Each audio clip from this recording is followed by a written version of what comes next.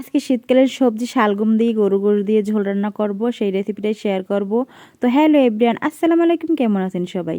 এই তো আমি রান্নায় চলে আসলাম। গরুর গোশটা ধুয়ে রাখছিলাম, এখানে প্রায় 1.5 কেজির বেশি গরুর গোশ আছে, সাথে আছে ছিনার তেল। এই তেলটা খাইতে কিন্তু সেই মজা, এই তেলটা খাইতে সেই মজা, গোশের থেকে মজা হয়। আর এই শালগমটা আমি ধুয়ে রাখছিলাম ভালো করে কুইটে।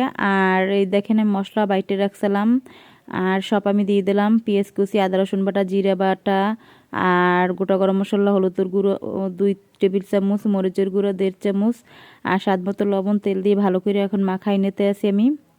আর আমি গরুর গোশটা মাখাই রান্না করি বেশি। আর এই শীতের দিনে শালগম দিয়ে গরুর গোশ দিয়ে রান্না কিন্তু সেই মজা। আমি কিন্তু এখন প্রায়ই রান্না করবো এই শীতের শালগম দিয়ে, শীতের দিনে সবজি দিয়ে, এই শালগম দিয়ে, গরুর গোশ দিয়ে, মুরগির গোশ দিয়ে প্রায়ই রান্না করি। তো আমি শালগমটাও দিয়ে দিলাম, ভালো করে কষানো হয়ে গেছে আমার। আমি শালগম দিয়ে হালকা একটু কষাই নেব এখন। গোশটা প্রায় সেদ্ধ হয়ে গেছে, কষাইতেই আমি সেদ্ধ। রান্নার ফাঁকে আবার একটু ভাবলাম যে একটু পায়েস রান্না করি, হালকা ছেলে মেয়ে খাবে বলে। তার জন্য আবার ওই দুধ দিয়ে দিলাম, দুধ দিয়ে একটু জাল করে নেব ভালো করে। আর এপাশে আবার গরুর গোশটা ভালো করে কষানো হয়ে গেছে, শালগম দিয়ে পানি দিয়ে পরিমাণ মতন পানি দিয়ে দিলাম। আর রান্নাটা হয়ে গেছে আমার। এখন আমি উঠাই, মানে চুলাটা বন্ধ করে দেবো।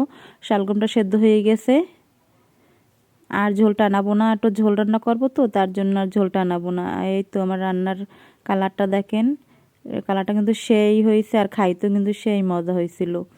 তো ওই পায়েসটার চাল দিয়ে দিয়েছিলাম, আর পায়েসটা পুরোপুরি দেখাইতে পারবো না, দুঃখিত, ভিডিওটা বড় হয়ে যায়। আর এই তো রান্নাটা, পায়েস রান্না হয়ে গেছে, আমি একটু উঠাই নিয়ে একটু খাইছিলাম আর কি। কেমন হয়েছে দেখছি, টেস্ট করে ভালোই হয়েছে, একটু চিনি কম হয়েছে। তো ভিডিওটা এই তো মাইতি, সবাই ভালো থাকবেন, আল্লাহ হাফেজ।